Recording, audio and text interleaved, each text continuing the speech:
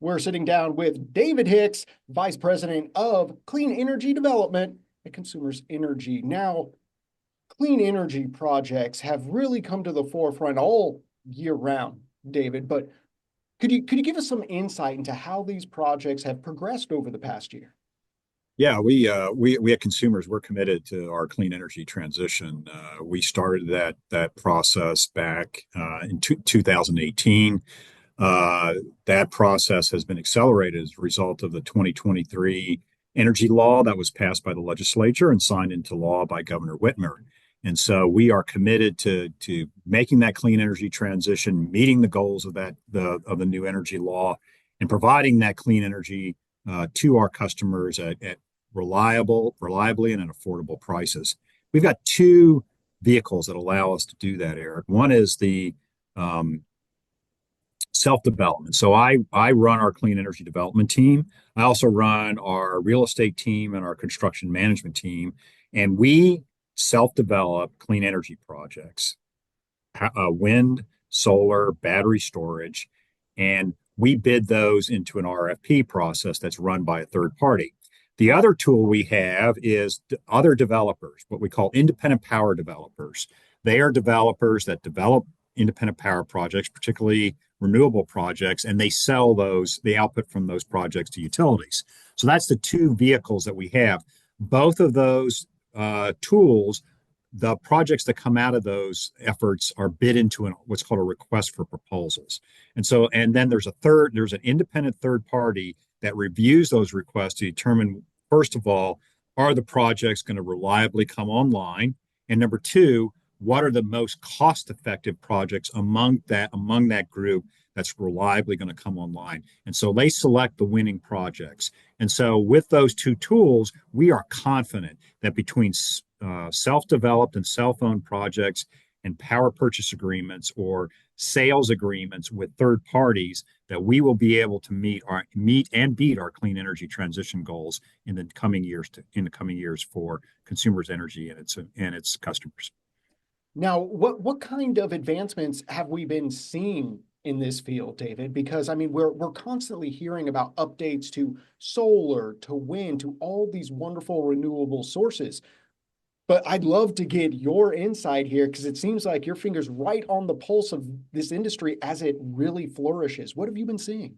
Yeah, and I've had the advantage of being in this industry for well over 30 years. So I've seen the progression that you talk about, Eric. And quite frankly, when you look at solar itself, it has become a much more efficient way of producing electricity from the sun. In the around 2008, 2009, the efficiency of these panels, which is a measure of how efficient they are in taking the sun's electricity and creating electricity, their efficiencies were running around 10 to 12%. Today, those efficiencies are double what they were back around in the 2008, 2010 timeframe. And that has what is allowed solar to flourish in communities like Michigan, where you have less of a solar regime or less solar energy coming from the sun because of our location relative, let's say, the deserts of Nevada or someplace like that. So Exactly. those advancements in terms of the efficiency of the solar panels has made solar a reality on a large scale here in Michigan to serve our clean energy transition goals. Wind, in the same vein, has become much more efficient.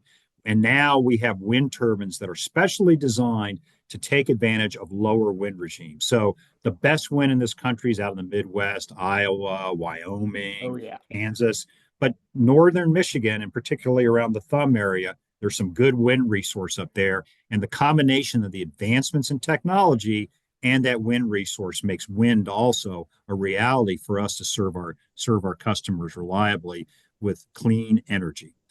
Now, Third, yeah, go ahead. Third is battery storage. Now, let's not forget about battery storage No, because absolutely not. both wind and solar, those are intermittent resources. So the wind, we produce wind energy when the wind blows, we get solar power when the sun shines. What battery storage allows us to do is to save or store that excess energy so that we can use and dispatch that generation, that clean energy, when the sun isn't shining and the wind isn't blowing. So a combination of those three resources is a great flexible portfolio of resources to meet our customers' needs and meet our clean energy transition goals. And I feel like that third prong of the equation, the battery storage, is often forgot. We always hear about wind turbines, solar farms, but we don't hear as much about the necessity of these battery storage plants because they're so important. So that, just as you said, when the sun's not shining, when the wind's not blowing, how do you get power to the people? By storing it for those, for lack of a better way of putting it, rainy days. Now, in our last minute or so together today, David, what is 2025 looking like and what are you excited about?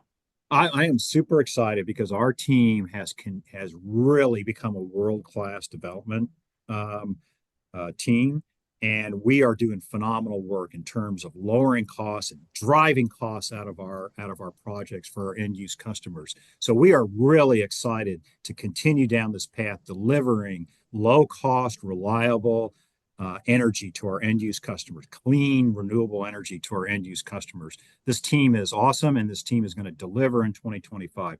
We're also working with third-party developers to develop longer-term partnerships to help us out to meet our long-term goals. Because this assignment, this target, this achievement that we need to make in the 2035 to 2040 timeframe, this is an enormous task. We are set and ready to go for that. We are going to get it done with our own resources, but we're also going to bring in other resources. So I'm real excited about this journey and about our continued efforts to drive down costs as we deliver renewable, clean power to our end use customers.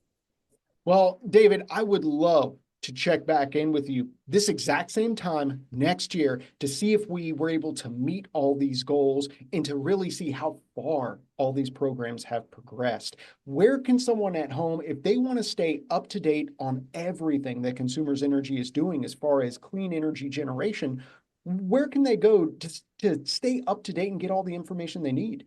Well, I would say two specific things. One is keep your eye on the media. Keep like the Erics of the world out there. You're giving that information to our end use customers, and you're giving it to them very efficiently. So I would say keep up with what's going on in the media. We are a company that expresses ourselves through the media.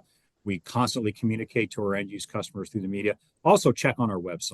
So we've got on the Consumers Energy website, you can get on that website, you can get updates on the projects we're doing and the work we're doing to provide that clean, renewable energy to our customers. And Eric, you said that we'll meet a year from now, chat again. Hopefully, we'll meet before a year to chat again. But when we do meet a year from now to chat again, I'm not going to be telling you how we met our goals. I'm going to be telling you how we beat our goals because that's our ethos, our mantra here at Consumers Energy is to deliver projects. First of all, safety. Safety is primary. Number two, to deliver those projects and beating the schedule. Number three, the highest quality projects. And last of all, number four, driving costs out to deliver that renewable energy at the lowest cost to end use customers. So I'll be back to tell you next year how we beat those goals.